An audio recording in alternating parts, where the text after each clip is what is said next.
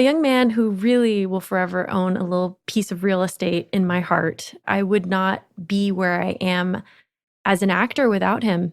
I can't say enough about how generous he is. Our guest is Jacob Tremblay. He played my son in Room, but he's done so much more since then. He was in Book of Henry, Wonder, Good Boys. He also has 2 upcoming films. He's going to be Flounder in The Little Mermaid, and he has an animated Pixar film called Luca.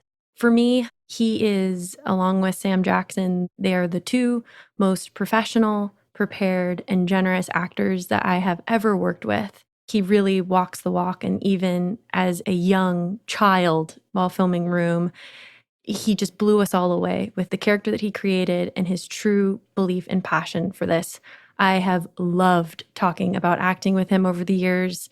I love how much he still loves it, and I'm excited to talk with him about acting today.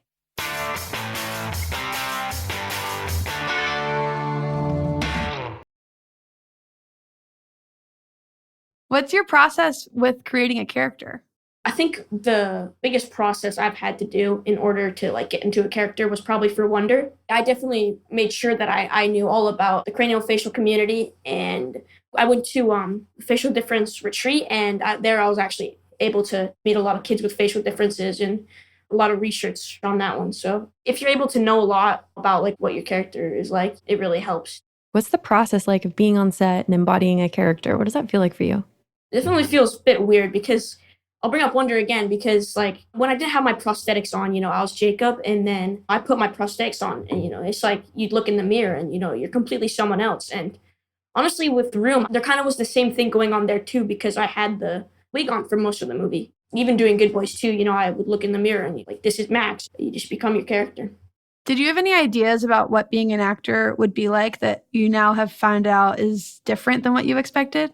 This thing with schedules for me, as I've grown up, I've started to become more involved with what my agents and my lawyers and people like that do. Because when I was little, obviously, there isn't so much that I can understand. But, as I got older, I've become more and more involved with it. Wow. And you're 14 now, right? Yeah, I'm 14. It's incredible. I just want to say how rare it is that you, at still such a young age, that you're acting because you love it. A lot of young people get into acting maybe because their parents think it'll be a cool thing for them to do, and then it becomes something that's a chore. It's not exciting to them. But what has been so brilliant to me is from the very beginning, you've cared a lot about this and really wanted to do your best. And I remember on Room, we had scheduled 3 days to do this 20-page scene, and we had given ourselves a lot of time to do it because we were like, this child can't learn 20 pages of dialogue. We can't do it all in one run. And you did. It blew my mind. I was going dang, I got to step up my game. I'm so impressed by you, Jacob. Continue to impress me. Thank you. I'm hoping that we'll be able to see each other in the future once COVID is done, and hopefully, which would be awesome, work on another movie together. Me too. I would love that. Especially if it's in the MCU.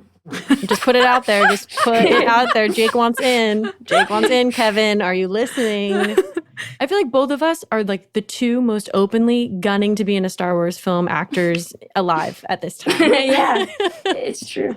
And luckily we got to be at the Oscars the year that Star Wars was there, and we got to chill. That was such an amazing experience. Come on. That was the crazy. Best. Seeing C-3PO and BB-8 on the stage just blew my 8-year-old mind. Yeah.